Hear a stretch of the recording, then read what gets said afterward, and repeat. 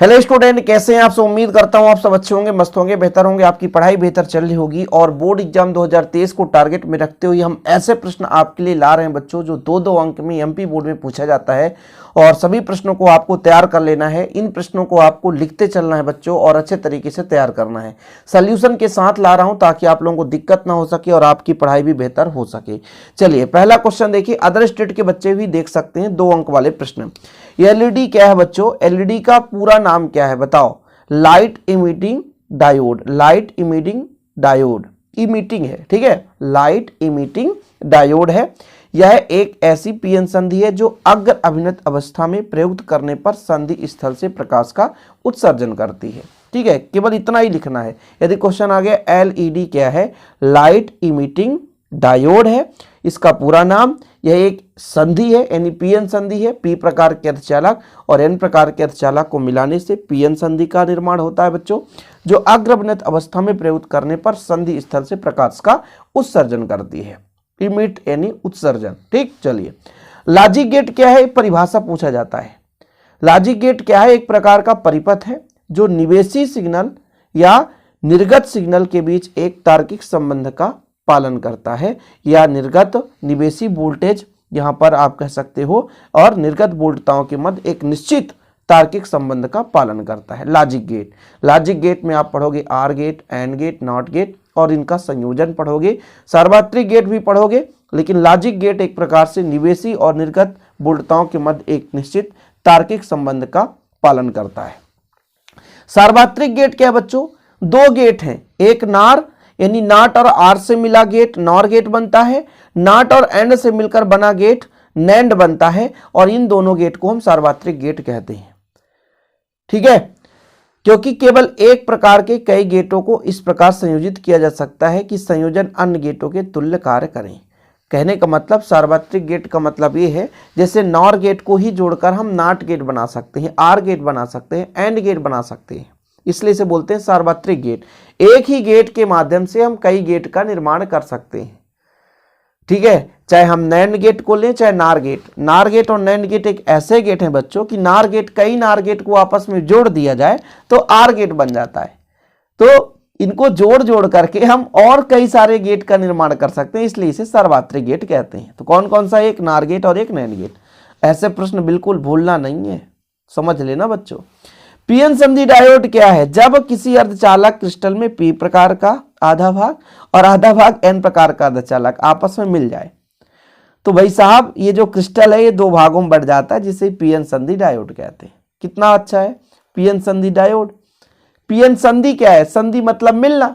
P प्रकार का अर्धचालक और एन प्रकार का अर्धचालक, यानी आधा भाग पी प्रकार का हो जाए और आधा भाग एन प्रकार का अर्धचालक आपस में मिल जाए। ठीक है, तो भाई इसे हम पीएन संधि कह देते हैं, और इस युक्ति को पीएन संधि डायोड कह देते हैं। बिल्कुल समय देता हूं यार, रोक लो, लिख लो। 1-1 मिनट के क्वेश्चन है, लेकिन जरूरी है ना, क्योंकि बच्चे हमेशा कमेंट करते हैं कि सर आप पेपर की तैयारी कराइए, क्वेश्चन ऐसे दीजिए जिससे हम तैयार कर सकें। तो हम ऐसे क्वेश्चन हम आपके लिए शुरू कर दिए, तो फिर आप लोगों को पढ़ना जरूरी है कि नहीं? बिल्कुल बिल्कुल छठे छठान क्वेश्चन है, बिल्कुल मतलब एक प्रकार से भाई ऐसे क्वेश्चन ढूंढ कर ला रहा हूं जिससे कि आप लोग अच्छे तरीके से तैयार कर सके। वायु का बुलबुला जल में किस प्रकार व्यवहार करता है? वायु का बुलबुला जल में उत्तल लेंस की तरह व्यवहार करेगा बच्चों, क्योंकि उत्तल लेंस का बीच वाला भाग उभरा रहता है, और वायु का बुलबुला भी अंदर जाकर के जो रिक्त स्थान बनाएगा वो ऐसे ही बनाएगा, किनारे भाग पर दबा हुआ, बीच में उभरा हुआ। क्या बता दिया भाई? वायु का बुलबुला जल में किस प्रकार का व्यवहार? उत्तल लेंस। उत्तल लेंस में क्या? बीच में दबा हुआ। वाह यार, कैसे गड़बड़ हो गया क्या? अच्छा देखो जरा, मैं थोड़ा सा आपको बताऊंगा। ये हमारा बुलबुला है, जब ये जल की बात करेगा, जल में ये दबा हुआ पृष्ठ रहेगा, है ना, ये दबा हुआ, हाँ, उत्तल लेंस की तरह व्यवहार करेगा। बिल्कुल बिल्कुल, वायु का बुलबुला जल के अंदर जाएगा तो उत्तल लेंस की तरह व्यवहार करेगा। ठीक, ये प्रश्न मैं कराया हूं वैसे भी। लेंस के लिए संयुग्मी फोकस को परिभाषित करना है। संयुग्मी फोकस किसे कहते हैं? उन 2 बिंदुओं को जिनमें से किसी एक बिंदु पर रखी वस्तु का प्रतिबिंब दूसरे बिंदु पर बनता है, संयुग्मी फोकस कहते हैं। यानी 2 बिंदु रहेंगे, एक बिंदु पर रखें तो उसका प्रतिबिंब दूसरे पर बिंदु पर बने, और यदि दूसरे बिंदु पर रखें तो उसका प्रतिबिंब पहले बिंदु पर बने बच्चों, तो इनको हम कहते हैं क्या, संयुग्मी फोकस। क्या बोलते हैं, संयुग्मी फोकस। बोर्ड एग्जाम के लिए तैयार हो जाओ, प्रिपेयर करना शुरू कर दो। अब आपके पास टाइम बहुत कम है बच्चों, बेहतर रूप से तैयारी करना है। तो हम क्या कर रहे हैं कि संयुग्मी फोकस को परिभाषित करना है।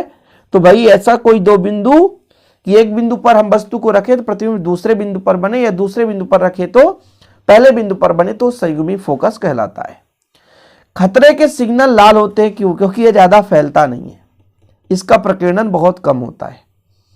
सही है कि नहीं, जिसका तरंगदैर्घ्य अधिक होता है प्रकीर्णन उसका उतना ही कम होता है। ये चीज नोट कर लो आप। जिस रंग का तरंगदैर्घ्य सबसे अधिक होगा प्रकीर्णन उसका उतना ही कम होगा। लाल रंग का तरंगदैर्घ्य सबसे अधिक होता है। किसका, लाल रंग का तरंगदैर्घ्य सबसे अधिक होता है बच्चों, ठीक है, इसलिए लाल रंग का प्रकीर्णन सबसे कम होता है। इसे दूर तक ले जाया जा सकता है, दूर तक बिना फैले हुए इसे हम ले जा सकते हैं। इसलिए हम भाई खतरे के सिग्नल को लाल रंग बनाते ताकि दूर से वो दिखाई दे जाए। पता चला दूसरा कलर आप लगा दो वो फैल जाए, हमें दिखे ही नहीं।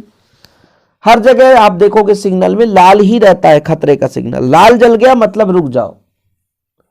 दूर से गाड़ी स्पीड से आ रही है और लाल नहीं जलेगा तो भाई कुछ ऐसा प्रकाश किरण जला दो जो कि फैल जाए, हमें दिखे ही नहीं और हम सीधे गाड़ी को अंदर जाने दें।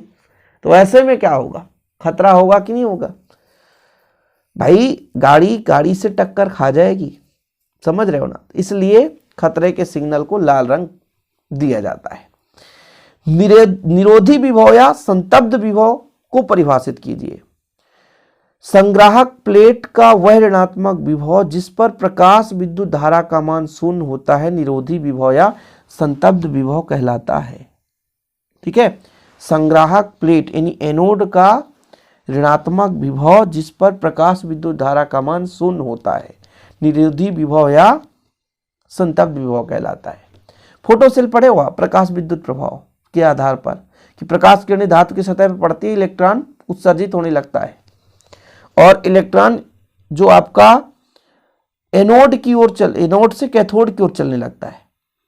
ठीक है, तो उसी पर आधारित है कि ऋणात्मक विभव जिस पर प्रकाश विद्युत का मान क्या हो जाए, शून्य हो जाए, निरोधी विभव कहलाता है। आगे देखें, फटाफट हम 5-5, 10-10 क्वेश्चन का सीरीज लाएंगे। जैसे अभी इसमें हम 10 क्वेश्चन करा रहे हैं तो 10-10 प्रश्न ऐसे ही आपके लिए लाया करेंगे बच्चों, तो आप लोगों को तैयार कर लेना है। कार्यफलन या देहली ऊर्जा किसे कहते हैं? जैसे मान लो किसी धातु की सतह से इलेक्ट्रॉन निकालना है तो उसे जो ऊर्जा देनी होती है उसे उसका हम कार्यफलन कहते हैं। यानी किसी धातु कि सतह से इलेक्ट्रॉन निकालने के लिए, मुक्त कराने के लिए धातु को जो ऊर्जा देनी होगी, जो ऊर्जा व्यय होगी, उसी को हम बोलते हैं कार्यफलन या देहली ऊर्जा। जो कार्यफलन होता है h न्यू के बराबर, इससे न्यूमेरिकल क्वेश्चन भी मैंने कराया था कि फोटॉन की जो एक ऊर्जा है वो h न्यू के बराबर होता है, न्यू बराबर c/λ होता है। तो ये फार्मूला भी आप रख सकते हो। ये एनर्जी का मान है, फोटॉन की ऊर्जा का मान है बच्चों।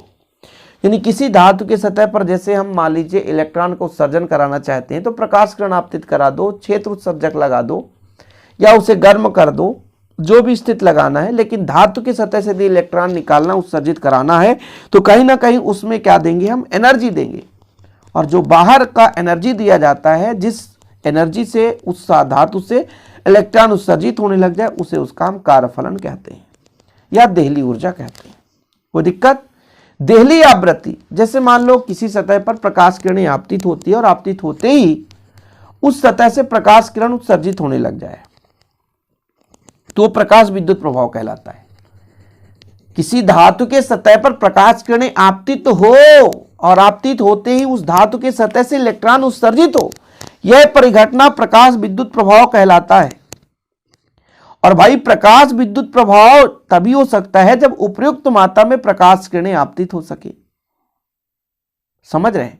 तो उस प्रकाश की एक निश्चित आवृत्ति भी होनी चाहिए।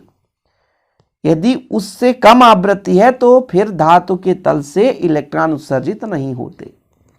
क्या कहा गया कि मान लीजिए हमारे पास कोई धातु है, उसके सतह से हम इलेक्ट्रॉन को उत्सर्जित कराना चाहते हैं तो इलेक्ट्रॉन उत्सर्जित कराने के लिए उसके पास एक निश्चित आवृत्ति की प्रकाश किरणें आपतित होनी चाहिए।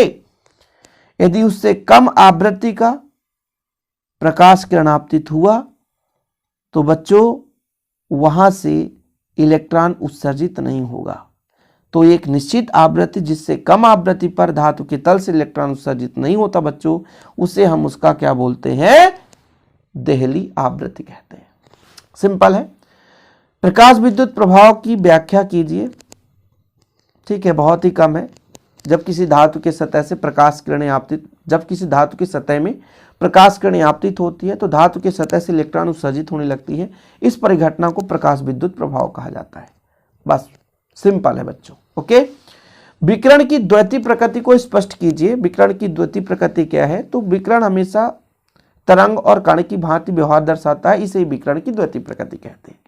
कुछ है नहीं, विकिरण कुछ परिघटनाओं में तरंग की तरह व्यवहार करता है, कुछ परिघटनाओं में कण की तरह व्यवहार करता है, जिसे हम विकिरण की द्वैती प्रकृति कहते हैं। इसके अलावा कुछ नहीं लिखना है, ज्यादा कुछ है ही नहीं बच्चों।